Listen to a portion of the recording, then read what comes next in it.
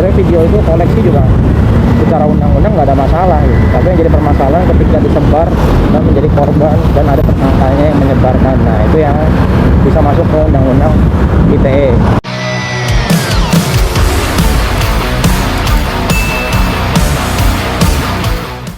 Hey guys, assalamualaikum. Balik lagi bareng gue Aldi di Daily Motovlog.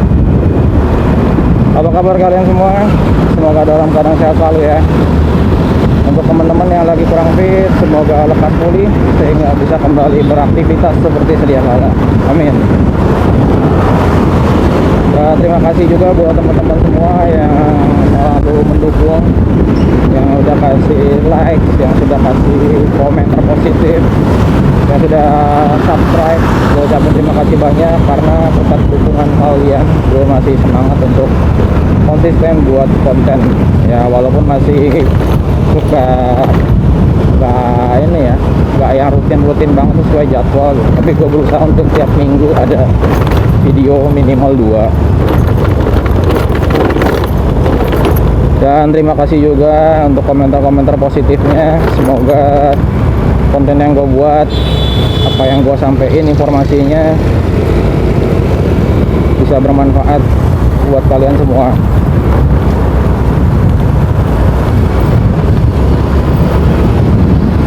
Sekarang gue lagi dalam perjalanan pulang pasca selesai dinas malam.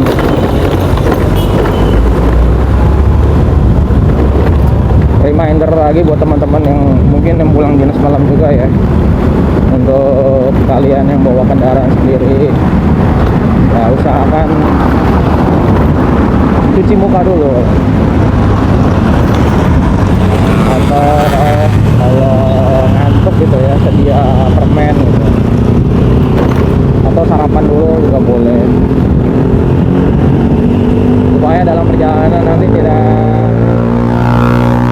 ngantuk ya. Nah, tentu aja kekhawatirannya adalah pulang dinas malam tuh ngantuk, jadi tetap selalu berhati-hati dalam berkendara. Tentu aja jangan lupa untuk berdoa.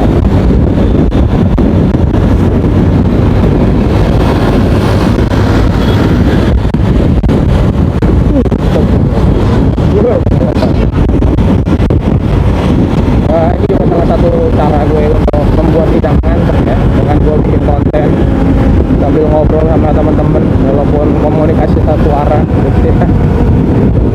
Semoga terhibur. Nah, semoga gue juga ini ya, tidak ngantuk kok. Topik hari ini mungkin relate dengan berita di TikTok yang lagi ramai gitu ya.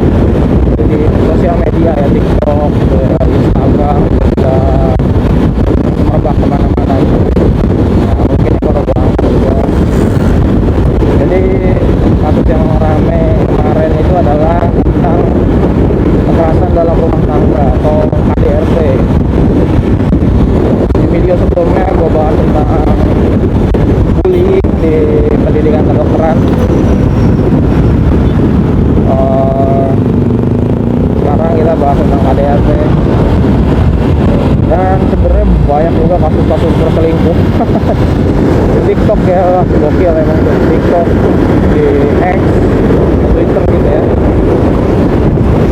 itu macam kayak agen rahasia yang punya file-file X-file gitu ya, file-file rahasia, file A1 dalam permasalahan perselingkuhan. Gokil sih.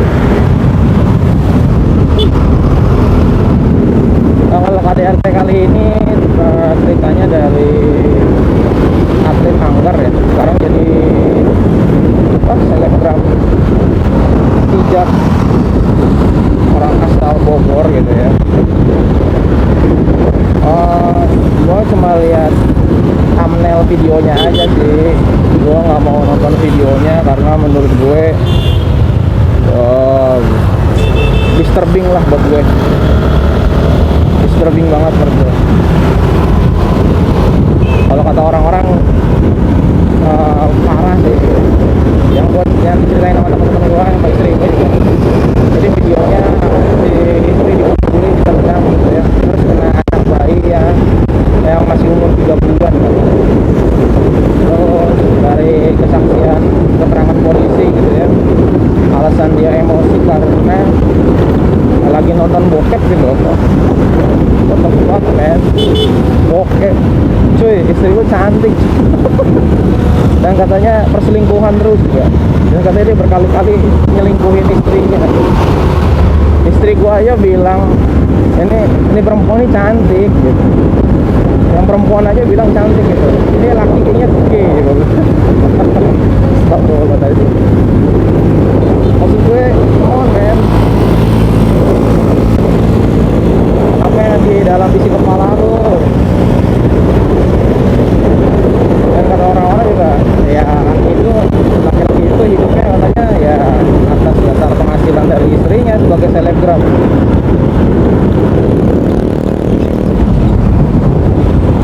Tapi infonya juga keluarga dari laki-lakinya juga membela si anak ya, tapi juga orang tua ya, dia ngebelain. Cuma masa iya KDRT dibenarkan, ajaran keluarganya bertanyakan gitu.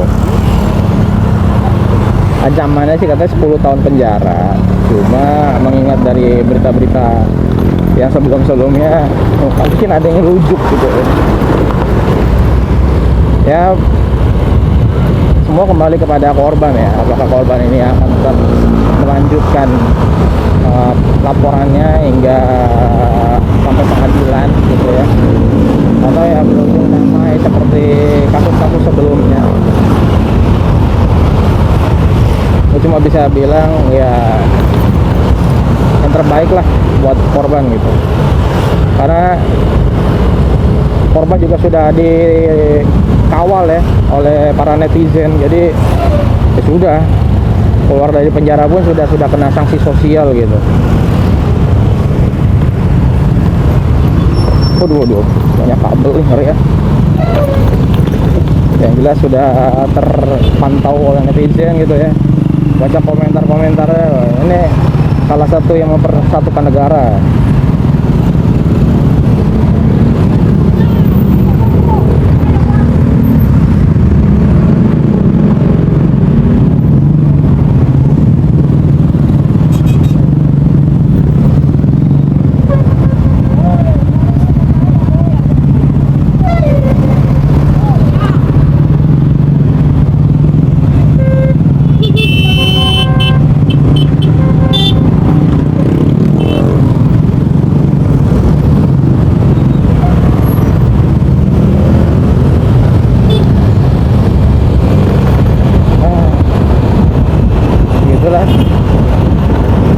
Kemacetan yang sering terjadi. Jadi udah berkata sanksi sosial keluar dari penjara pun juga pasti sanksi sosial sama warga netizen ya. Apalagi nanti di dalam penjara ya, kok nggak tahu ya, cuma pasti akan ditanyain masa kompetitif di penjara juga pasti kan. Penjara apa ditanyain sama teman-teman.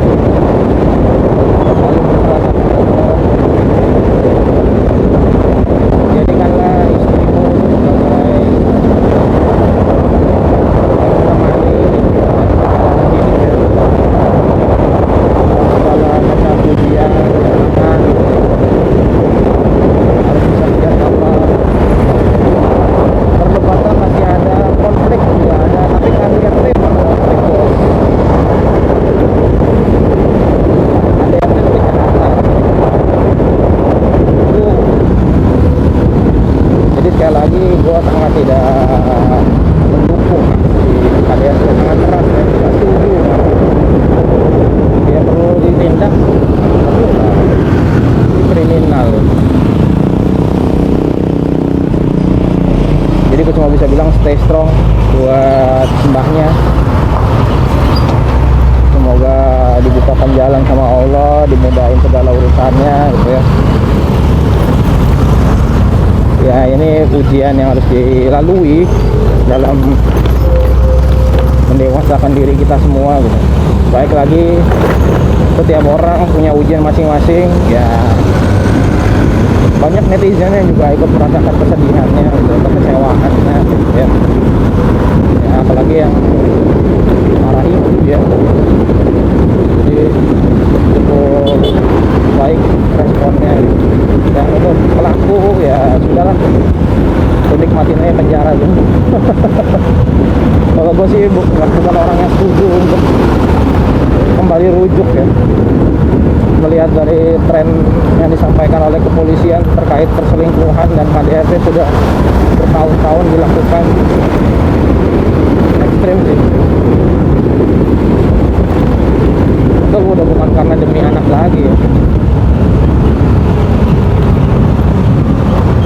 Tapi suatu saat anak-anak itu akan tumbuh besar dan dia akan mengerti apa pilihan yang ibunya lakukan. Apalagi anaknya yang paling besar melihat gitu ya. Kan dia udah 3 orang anak ya. Dan jarak umurnya juga cukup berdekatan.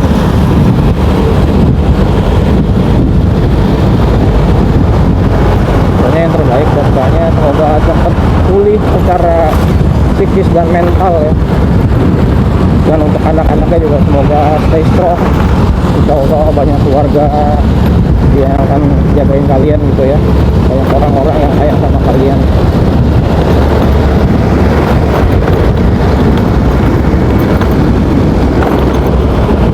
Ya terlepas dari kasus ini juga di luar sana juga masih banyak sekali kasus-kasus KDRT. Karena sampai berujung kepada meninggalnya seseorang.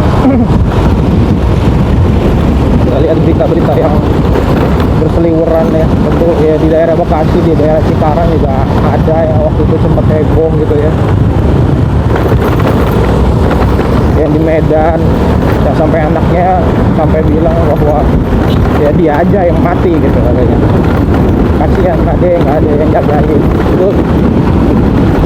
Itu tiru banget.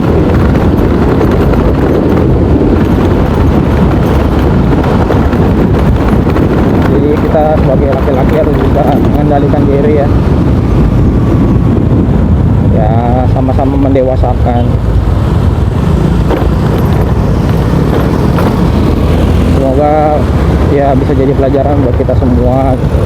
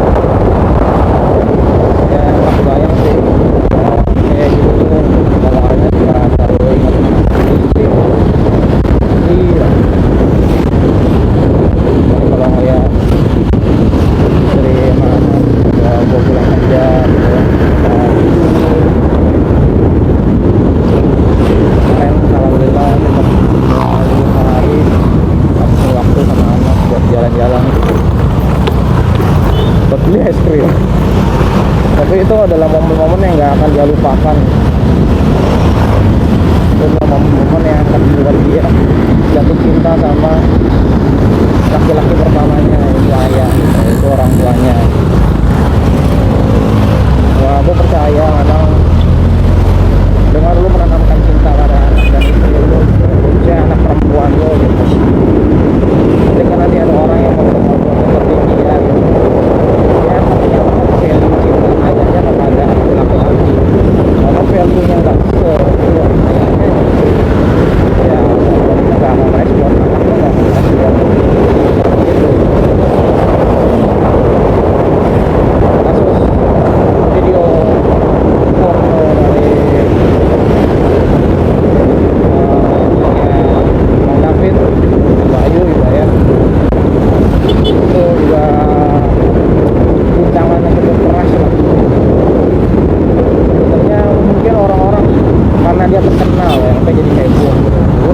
video-video kayak gitu di mana-mana berseliweran gitu ya. Tapi karena nggak terkenal jadi nggak rame. Tapi sebagai seorang ayah ya, hati ayah mana yang nggak hancur, hati ibu mana yang nggak tersakiti gitu ya dengan adanya video-video tersebut gitu. Ya memang sudah ditangkap laki-lakinya karena dia penyebar gitu ya. Kalau untuk wanita itu korban, sebenarnya video itu koleksi juga secara undang-undang nggak ada masalah gitu. Tapi yang jadi permasalahan ketika disebar dan menjadi korban dan ada tersangkanya yang menyebarkan, nah itu yang bisa masuk ke undang-undang ITE. Jadi secara undang-undang yang bersalah adalah orang yang menyebarkannya. Alasannya karena sakit hati ditinggal putus. Nah itulah makanya kenapa juga pendidikan seks penting. Di videoku sebelumnya juga udah bahas pentingnya pendidikan seks sesuai dengan undang-undang peraturan pemerintah PP 28 tahun 2024, peraturan dalam pelaksanaan undang-undang kesehatan yang terbaru. Salah satunya penggunaan atau pengenalan kayak alat kontrasepsi bagi remaja usia subur. Mereka harus tahu ya, mereka harus tahu. Tapi yang difokuskan sebenarnya bukan alat kontrasepsinya, sebenarnya dari gendernya, pendidikan gendernya yang harus diajarin. Karena udah usia 24 tahun juga sudah memiliki keputusan sendiri, sudah dianggap sama mengambil keputusan pribadi. Cuma baik lagi yang namanya juga kalau kena masalah ya ujung-ujungnya yang bertanggung jawab adalah orang tua. Kalau itu kalau jadi tanggung jawab pribadi. Ya namanya juga seorang ayah, ya namanya juga seorang orang tua. Seberapapun dewasanya kita, seberapapun usianya kita, ya buat orang tua kita ya anaknya dia, anak kecil di mata dia. Itu yang gua rasain sebagai seorang anak, dan itu yang gua rasain juga sebagai seorang ayah ngeliat anaknya. Mungkin itu curhatan dari seorang bapak ya. Ya semoga diberikan kekuatan dan kesabaran untuk semua pihak ya. Untuk Bang David, lo hebat coy, lu cowok tuh bro, ini baru cowok sejati, salut banget sama lu.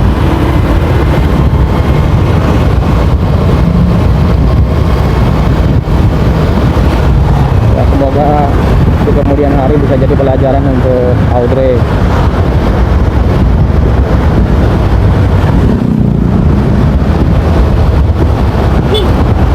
Gitu doang dari gue. Terima kasih buat kalian yang udah ngikutin. Semoga videonya bermanfaat, yang baik-baik bisa kalian terima, yang jelek-jelek ya udahlah video aja. Karena gue nggak sempurna seperti lagunya Andra and the Backbone. Apaan sih jokes jadul. Oke, sampai dulu. Udah sekian dulu videonya, sampai ketemu di next video. Gue Aldi, cabut dulu. Bye. Assalamualaikum.